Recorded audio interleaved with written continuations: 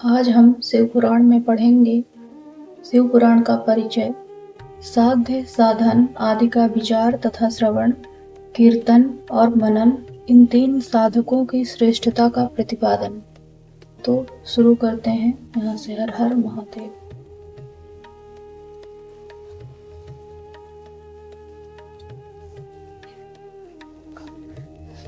सूत जी कहते हैं, साधु महात्माओं, आपने बहुत अच्छी बात पूछी है। आपका यह प्रश्न तीनों लोकों का हित करने वाला है। मैं गुरुदेव व्यास का स्मरण करके आप लोगों के स्नेहवश इस विषय का वर्णन करूंगा। आप आदर पूर्वक सुने। सबसे उत्तम जो शिव पुराण है वह वेदांत का सारस सर्वस्व है तथा वक्ता और श्रोता का समस्त पाप राशियों से उद्धार करने वाला है। इतना ही नहीं, वह परलोक में परमार्थ वस्तु को देने वाला है। कल की कल्मष राशि का विनाश करने वाला है। उसमें भगवान शिव के उत्तम यश का वर्णन है। ब्राह्मणों, धर्म अर्थ काम और मोक्ष, इन चारों पुरुषार्थों को देने वाला वह पुराण सदा ही अपने प्रभाव की दृष्टि से वृद्धि या विस्तार को प्राप्त हो रहा है। विप्रवरों, उस सर्वोत्तम शिव पुराण के अध्ययन मात्र से वे कलयुग के पाप सक्त जीव श्रेष्ठतम गति को प्राप्त हो जाएंगे। कलयुग के महान उत्पात तभी तक जगत में निर्भय होकर विचरेंगे जब तक यहाँ शिव पुराण का उदय नहीं होगा। इसे वेद के तुल्य माना गया है। इस वेद कल्प पुराण का सबसे पहले भगवान शिव ने ही प्रणयन किया था। विद्येश्वर संहिता, रुद्र संहिता, विनायक संहिता, उमा संहिता, मातृ संहिता, एकादश रुद्र संहिता, कैलाश संहिता, शतरुद्र संहिता, कोटि रुद्र संहिता, सहस्त्र कोटि रुद्र संहिता, वायवीय संहिता तथा धर्म संहिता, इस प्रकार इस पुराण के 12 भेद या खंड हैं। ये 12 संहिताएं अत्यंत पुण्यमयी मानी गई हैं। ब्राह्मणों, अब मैं उनके श्लोकों की संख्या बता रहा हूँ। आप लोग वह सब आदर पूर्वक सुने। विद्येश्वर संहिता में 10,000 श्लोक हैं। रुद्र संहिता, विनायक संहिता, उमा संहिता और मातृ संहिता, इनमें से प्रत्येक में 8-8 हजार श्लोक हैं। ब्राह्मणों, एकादश रुद्र संहिता में 13,000, कैलाश संहिता में 6,000, शत रुद्र संहिता में 3,000, कोटि रुद्र संहिता में 9,000, सहस्त्र कोटि रुद्र संहिता में 11,000, वायवीय संहिता में 4,000 तथा धर्म संहिता में 12,000 श्लोक हैं। इस प्रकार मूल शिव पुराण की श्लोक संख्या 1 लाख है, परंतु व्यास जी ने उसे 24,000 श्लोकों में संक्षिप्त कर दिया है। पुराणों की क्रम संख्या के विचार से इस शिव पुराण का स्थान चौथा है। इसमें 7 संहिताएं हैं। पूर्व काल में भगवान शिव ने श्लोक संख्या की दृष्टि से 100 करोड़ श्लोकों का एक ही पुराण ग्रंथ ग्रथित किया था। सृष्टि के आदि में निर्मित हुआ वह पुराण साहित्य अत्यंत विस्तृत था। फिर द्वापर आदि युगों में द्वैपायन, व्यास आदि महर्षियों ने जब पुराण का 18 भागों में विभाजन कर दिया, उस समय संपूर्ण पुराणों का संक्षिप्त स्वरूप केवल 4 लाख श्लोकों का रह गया। उस समय उन्होंने शिव पुराण का 24,000 श्लोकों में प्रतिपादन किया। यही इसके श्लोकों की संख्या है। यह वेद तुल्य पुराण 7 संहिताओं में बटा हुआ है। इसकी पहली संहिता का नाम विद्येश्वर संहिता है। दूसरी रुद्र संहिता समझनी चाहिए। तीसरी का नाम शत रुद्र संहिता, चौथी का कोटि रुद्र संहिता, पांचवी का उमा संहिता, छठी का कैलाश संहिता और 7वीं का नाम वायवीय संहिता है। इस प्रकार ये 7 संहिताएं मानी गई हैं। इन 7 संहिताओं से युक्त दिव्य शिव पुराण वेद के तुल्य प्रामाणिक तथा सबसे उत्कृष्ट गति प्रदान करने वाला है। यह निर्मल शिव पुराण भगवान शिव के द्वारा ही प्रतिपादित है। इसे शैव शिरोमणि भगवान व्यास ने संक्षेप से संकलित किया है। यह समस्त जीव समुदाय के लिए उपकारक, त्रिविध तापों का नाश करने वाला, तुलना रहित एवं सत्पुरुषों को कल्याण प्रदान करने वाला है। इसमें वेदांत विज्ञान में प्रधान तथा निष्कपट निष्काम धर्म का प्रतिपादन किया गया है। यह पुराण ईर्ष्या रहित,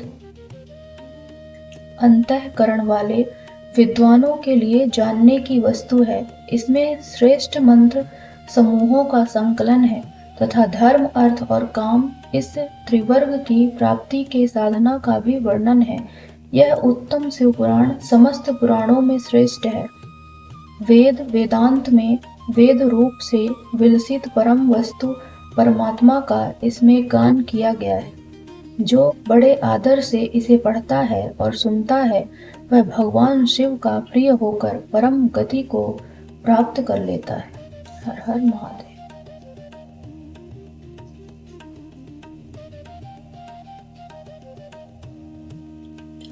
साध्य, साधन आदि का विचार तथा श्रवण, कीर्तन और मनन, इन तीन साधनों की श्रेष्ठता का प्रतिपादन।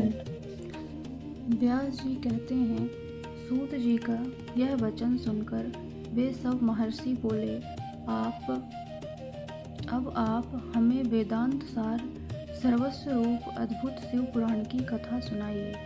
सूत जी ने कहा, आप सब महर्षिगण रोग शोक से रहित कल्याण में भगवान शिव का स्मरण करके पुराण प्रवर शिव पुराण की, जो वेद के सार तत्व से प्रकट हुआ है, कथा सुनिए। शिव पुराण में भक्ति, ज्ञान और वैराग्य, इन तीनों का प्रीति पूर्वक गान किया गया है और वेदांत वेद सदस्तु का विशेष रूप से वर्णन है। इस वर्तमान कल्प में जब सृष्टि कर्म आरंभ हुआ था, उन दिनों 6 कुलों के महर्षि परस्पर वाद विवाद करते हुए कहने लगे, अमुक वस्तु सबसे उत्कृष्ट है और अमुक नहीं है। उनके इस विवाद ने अत्यंत महान रूप धारण कर लिया।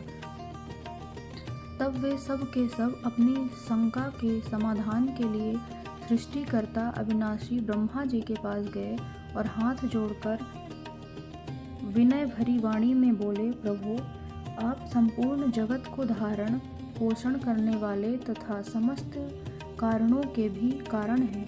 हम यह जानना चाहते हैं कि संपूर्ण तत्वों से परे परात्पर पुराण पुरुष कौन है।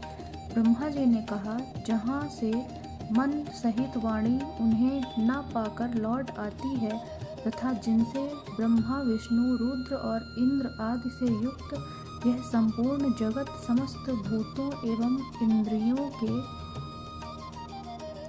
साथ पहले प्रकट हुआ है, वे ही ये देव महादेव सर्वज्ञ एवं संपूर्ण जगत के स्वामी हैं।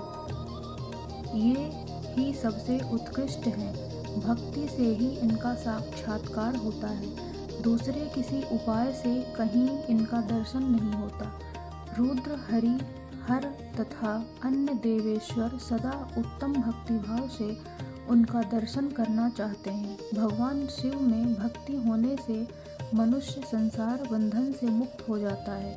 देवता के कृपा प्रसाद से उनमें भक्ति होती है।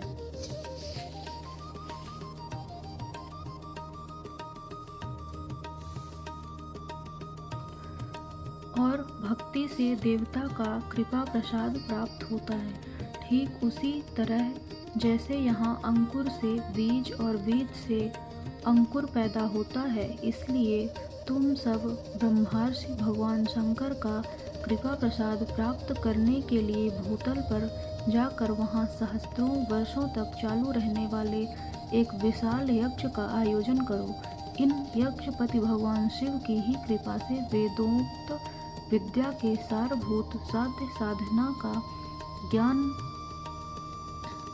का ज्ञान होता है।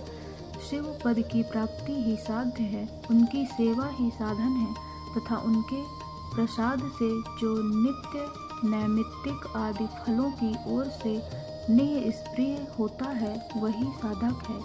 वेदोक्त कर्म का अनुष्ठान करके उसके महान फल को भगवान शिव के चरणों में समर्पित कर देना ही परमेश्वर पद की प्राप्ति है।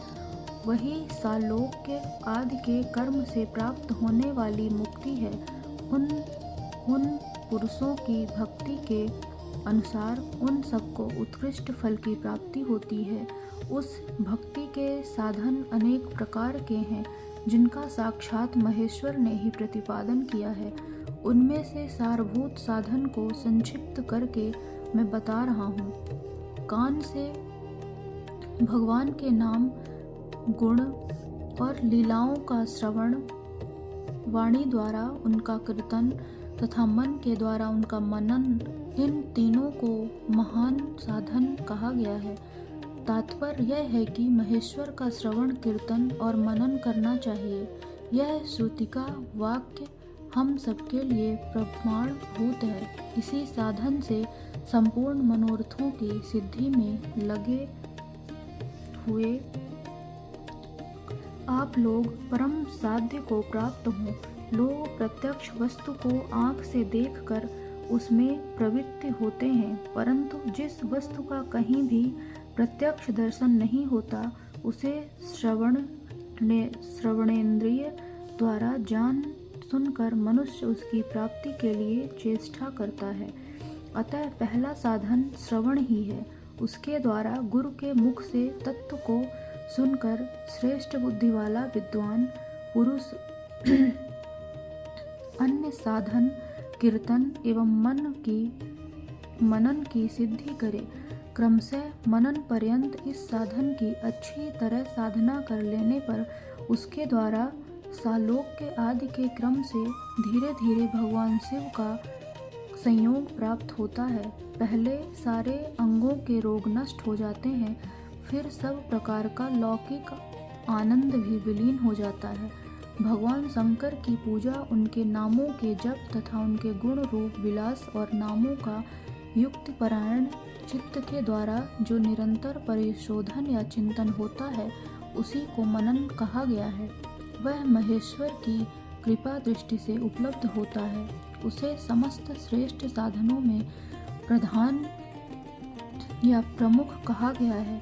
सूत जी कहते हैं, मुनीश्वरों, इस साधन का महात्म्य बताने के प्रसंग में मैं आए लोगों के लिए एक प्राचीन वृत्तांत का वर्णन करूंगा। उसे ध्यान देकर आप सुने। पहले की बात है, पराशर मुनि के पुत्र मेरे गुरु व्यास देव जी सरस्वती नदी के सुंदर तट पर तपस्या कर रहे थे। एक दिन सूर्यतुल्य तेजस्वी विमान से यात्रा करते हुए भगवान संत कुमार आकाशमत वहां जा पहुँचे।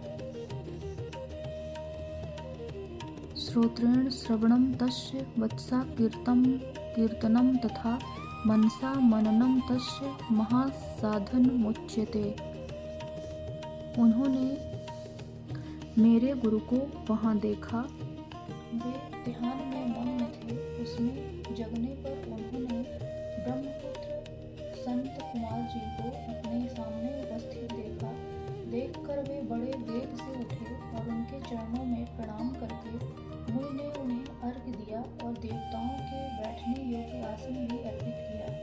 तब प्रसन्न हुए भगवान संत कुमार विनीत भाव से खड़े हुए व्यास जी से गंभीर वाणी में बोले, मुने, तुम सत्य वस्तु का चिंतन करो। यह सत्य पदार्थ भगवान शिव ही है जो तुम्हारे साक्षात्कार के विषय होंगे।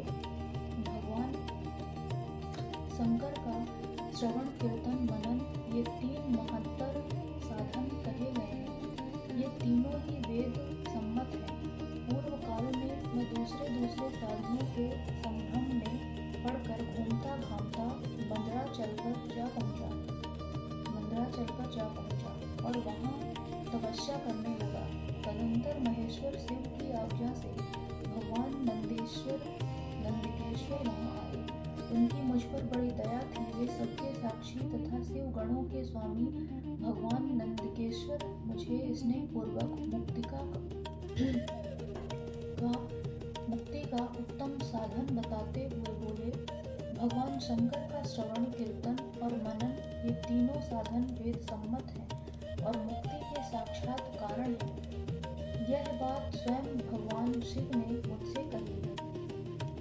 अतः ब्राह्मण, तुम श्रवणादि तीनों साधनों का ही अनुष्ठान करो। व्यास जी से बारंबार ऐसा कहकर अनुगामियों सहित ब्रह्मपुत्र संत कुमार परम सुंदर ब्रह्मधाम को चले गए। इस प्रकार पूर्वकाल के इस उत्तम वृत्तांत का मैंने संक्षेप से वर्णन किया है। ऋषि बोले, सूत जी, श्रवणादि तीन साधनों को आपने मुक्ति का उपाय बताया है, किंतु जो श्रवण आदि तीनों साधनों में असमर्थ हो वह मनुष्य किस उपाय का अवलंबन करके मुक्त हो सकता है? इस साधनभूत कर्म के द्वारा बिना यत्न के ही मोक्ष मिल सकता है। आज के वीडियो में इतना ही।